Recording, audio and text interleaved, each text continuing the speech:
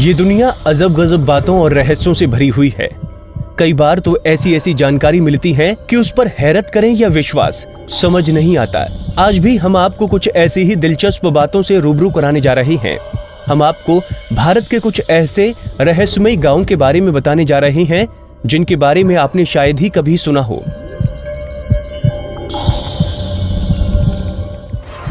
मलाणा, हिमाचल का एथेंस। हिमाचल प्रदेश के कुल्लू जिले में बसा है मलाणा गांव। ये गांव अपने आप में काफी रहस्यमयी और दिलचस्प है। सबसे पहली बात, आपको यहाँ पर कुछ भी छूने की इजाजत नहीं है। जी हाँ, सही सुना आपने, आप यहाँ कुछ भी छू नहीं सकते। अब इसके पीछे की वजह भी जान लीजिए।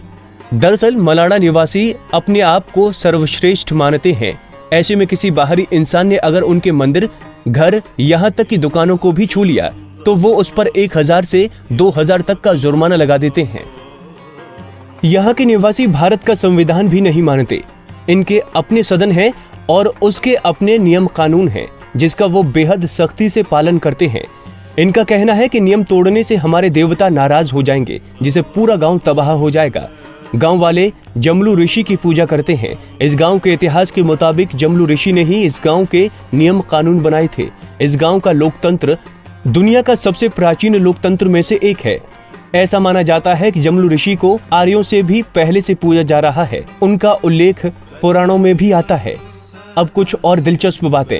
यहाँ के लोग खुद को आर्यों का वंशज मानते हैं, लेकिन एक अन्य परंपरा के अनुसार वो खुद को सिकंदर का वंशज मानते हैं। गांव वालों के मुताबिक जब सिकंदर ने भारत पर आक्रमण किया तो उसके कुछ सैनिकों ने सेना छोड़ दी और यहाँ आकर बस गए। वहीं यहाँ साल में एक बार फागली उत्सव मनाया जाता है, जिसमें ये लोग मुगल सम्राट अकबर की पूजा करते हैं। यहाँ आने वाले टूरिस्टों को गांव में रुकने पर मनाही है। वो लोग गांव के बाहर टेंट में रह सकते हैं। यहाँ की भाषा भी कुछ अलग है। यहाँ की बोली में आपको ग्रीक, संस्कृत और तिब्बत की कई बोलियों का मिश्रण मिलेगा, जो आसपास की किसी भी बोली भाषा से मेल नहीं खाती। टिल्टेपक, जहां इंसान से लेकर पशु पक्षी तक सब हैं अंधे। भारत में एक गांव है टिल्टेपक, जहां जोपोटेक नाम की जनजाति रहती है। इस जनजाति के सभी लोग अंधे हैं। इतना ही नहीं, यहाँ के जानवर से लेकर पक्षी तक सबकी आंखों की रोशनी खत्म हो चुकी है। दरअसल यहाँ पैदा होते वक्त तो सभी बच्चे सही सलामत और स्वस्थ होते हैं, मगर कुछ दिन बाद ही वो दृष्टिहीन हो जाते हैं। यहाँ के निवासी अपने इस अंधेपन के पीछे की वजह एक श्रापित पेड़ को मानते हैं। उनके मुताबिक लावजुएजा नाम के इस पेड़ को देखने के बाद इंसान से लेकर जानवर तक सब अंधे हो जाते हैं। हालांकि वैज्ञानिकों ने इस कारण को नकारते हुए बताया कि यहाँ के अंधेपन के पीछे की वजह एक खास किस्म की काली मक्खी है, जो काफी जहरीली होती है और इसके काटने पर उसका जहर शरीर में फैल जाता है, जिसका सबसे पहला असर आंखों की नसों पर पड़ता है, जिससे जानवर हो या इंसान वो जल्द ही अंधे हो जाते हैं। इस गांव की एक और खास बात है, यहाँ किसी भी घर में खिड़कियां नहीं हैं। इस गांव में तकरीबन 70 झोपड़ियां हैं, जिसमें करीब 300 लोग रहते हैं, लेकिन किसी भी घर में कोई खिड़की नहीं है। इसके पीछे की वजह भी इनकी अंधापन है। आंखों की रोशनी चले जाने के बाद इन्हें सूरज की रोशनी से कोई फर्क नहीं पड़ता, जिस कारण यहाँ की किसी झोपड़ी में कोई खिड़की नहीं है। मत्तूर, इस गाँव में हिंदू मुस्लिम सब बोलते हैं संस्कृत। कर्नाटक की राजधानी बंगलुरु से करीब 300 किलोमीटर दूर बसा है मत्तूर गांव। इस गांव की खासियत ये है कि यहाँ के निवासी आम बोलचाल की भाषा में कन्नड़ नहीं संस्कृत का इस्तेमाल करते हैं। यहाँ बच्चों से लेकर बुजुर्ग तक और हिंदुओं से लेकर मुस्लिमों तक सभी आपस में संस्कृत भाषा में ही बात करते हैं। 10 साल की उम्र से ही बच्चों को वेदों के ज्ञान दे दिया जाता है। यहाँ के गाँव वाले बताते हैं कि करीब 600 साल पहले केरल के संकेथी ब्राह्मण समुदाय के लोग यहाँ आकर बस गए थे। तब से यहाँ संस्कृत ही बोली जाने लगी। हालांकि बाद में यहाँ के लोग कन्नड़ भाषा बोलने लगे थे, लेकिन 35-40 साल पहले पेजावर मठ के स्वामी ने इसे संस्कृत भाषी गांव बनाने का आह्वान किया, जिसके बाद मात्र 10 दिनों तक रोज 2 घंटे के अभ्यास से पूरा गाँव संस्कृत में बात करने लगा।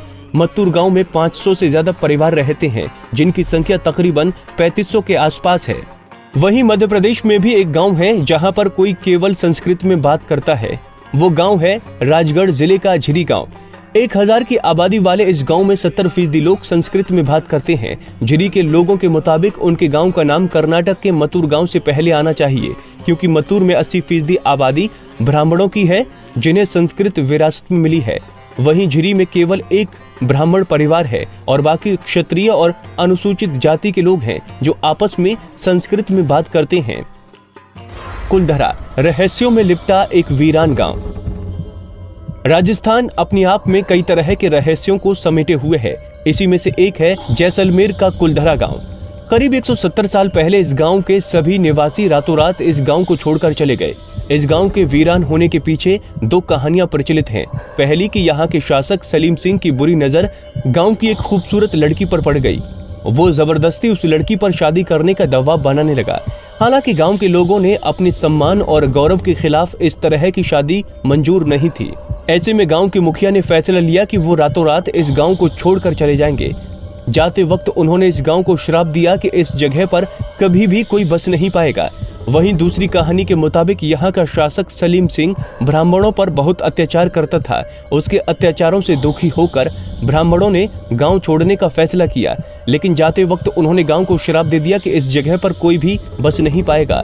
खैर, कहानी जो भी सच्ची हो, लेकिन ये तो सच है कि इस जगह पर आज तक कोई और बस नहीं पाया।